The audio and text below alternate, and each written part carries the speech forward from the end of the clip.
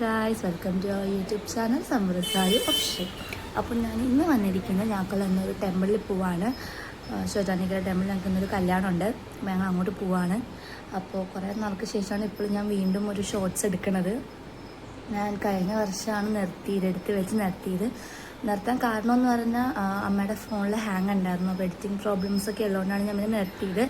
അപ്പോൾ ഇന്നലെ നമ്മുടെ എറണാകുളം മറൈൻ ഡ്രൈവിൽ മൈജിയുടെ ഒരു ഷോപ്പ് ഓപ്പൺ ചെയ്തായിരുന്നു. അപ്പോൾ ഞങ്ങൾ ഫോൺ എടുക്കണം എന്ന രീതിയിലല്ല പോയത്, ജസ്റ്റ് ഒന്ന് നോക്കി അവിടുത്തെ റേറ്റൊക്കെ അറിയാൻ വേണ്ടിയാണ് പോയത്.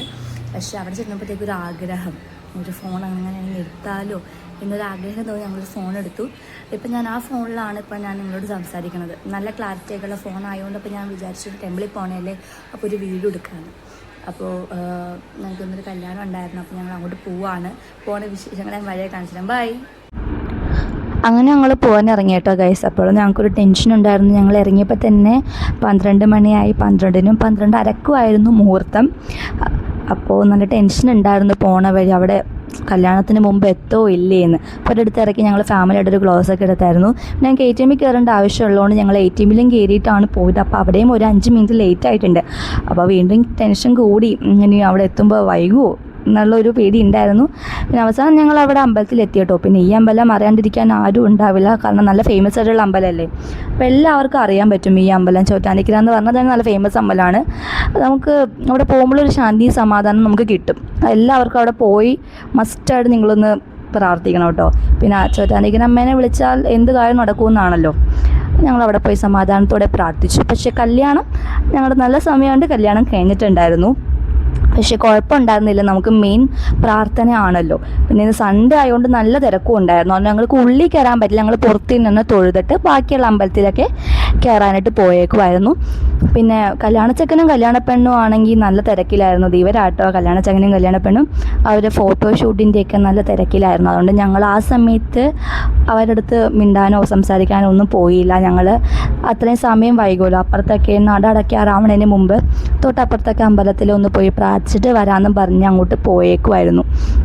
അപ്പോൾ ഞങ്ങളങ്ങനെ പോവാം കേട്ടോ. കുറച്ച് സ്റ്റെപ്പൊക്കെ ഇറങ്ങി കയറാനൊക്കെ ഉണ്ട് നമ്മുടെ അടുത്ത അമ്പലത്തിലോട്ട് പോകണമെങ്കിൽ.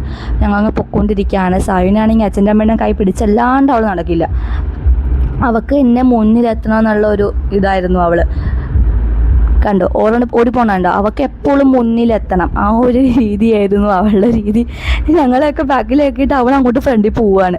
പിന്നെ ഈ അമ്പലത്തിൻ്റെ അവിടെ തന്നെ വലിയൊരു കുളം ഉണ്ട് കേട്ടോ. ആ കുളം കാണാൻ നല്ല നല്ല ബ്യൂട്ടിയാണ്. ഫോട്ടോഷൂട്ടിനൊക്കെ മസ്റ്റാട്ടോ അവിടെ.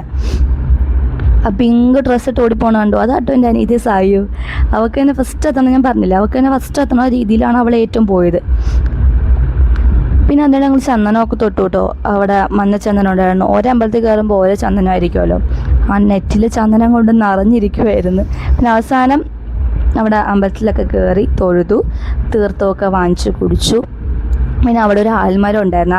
ആ ആൽമരത്തിൽ നമ്മൾ പ്രാർത്ഥിച്ച് നമുക്ക് എന്ത് നടക്കുമല്ലോ. ഞങ്ങൾ ആൽമരത്തിലൊക്കെ പ്രാർത്ഥിച്ച് പിന്നെ ഞങ്ങൾ നടക്കുമായിരുന്നു അങ്ങോട്ട്. ഞങ്ങൾ നടക്കണതിൻ്റെ ഒരു ക്ലോസ് വീഡിയോ കേട്ടോ അമ്മ എടുത്തേക്കണത്. പിന്നെ അവളുടെ ഒരു കറക്കം കണ്ടാലോ നമുക്ക്. മരാക്കൊന്നും അവൾ കറങ്ങിയില്ല, മെനകേടായിരുന്നു, എന്നാലും പിടിച്ച് കറക്കി. അതിനുശേഷം ഞങ്ങൾ അടുത്ത അമ്പലത്തിലോട്ട് പോയട്ടോ. അത് കഴിഞ്ഞിട്ട് അവിടെ ശിവയിൽ നടക്കുമായിരുന്നു. അപ്പോൾ അതിൻ്റെ ഒരു ക്ലോസ് പിക്ക് ഞാൻ എടുത്തിട്ടുണ്ട്. അത് നിങ്ങൾക്ക് എത്രത്തോളം നന്നായിട്ട് കാണാൻ പറ്റുമെന്ന് എനിക്കറിയില്ല, കാരണം ഞാൻ മര്യാദക്കൊന്നും അല്ല എടുത്തേക്കണത്. എന്നാലും ഞാൻ പറ്റുന്ന പോലെ ഞാൻ എടുത്തിട്ടുണ്ടായിരുന്നു. പിന്നെ അതിൽ പോകുമ്പോഴായിരുന്നു അവിടെ ഒരുപാട് ഫ്ലവേഴ്സിൻ്റെയും പിന്നെ അങ്ങനത്തെ ചെടികളുടെയൊക്കെ ഒരു നിൽക്കണ കണ്ടത്. അപ്പോൾ ഞാൻ അതിൻ്റെയും കുറച്ച് വീഡിയോസും ഫോട്ടോസൊക്കെ എടുത്തിട്ടുണ്ടായിരുന്നു കേട്ടോ. ചെടികളൊക്കെ കണ്ടാൽ പിന്നെ നമുക്ക് ആർക്കാ വീക്ക്നെസ് ഇല്ല, അതെല്ലാവർക്കും വീക്ക്നെസ് ആയിരിക്കും. പിന്നെ എൻ്റെ കണ്ണ് മൊത്തം അതിൻ്റെ ഉള്ളിലായിരിക്കും. പിന്നെ ഞങ്ങൾ ഫുഡ് കഴിക്കാൻ പോവാം കേട്ടോ.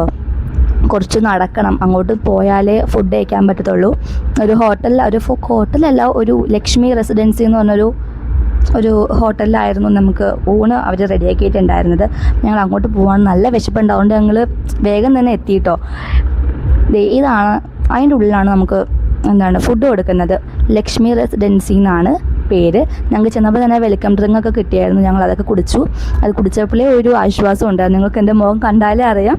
അത് കുടിച്ചപ്പോഴേ ഒരു ആശ്വാസമൊക്കെ ഉണ്ടായിരുന്നു എൻ്റെ മുഖത്ത്. കാരണം രാവിലെ ഇറങ്ങിയതാണല്ലോ, ഒരു 12 മണിയൊക്കെ ആയപ്പോൾ ഇറങ്ങിയതാണല്ലോ. പിന്നെ വെള്ളമൊന്നും കുടിച്ചിട്ടുണ്ടായിരുന്നില്ല.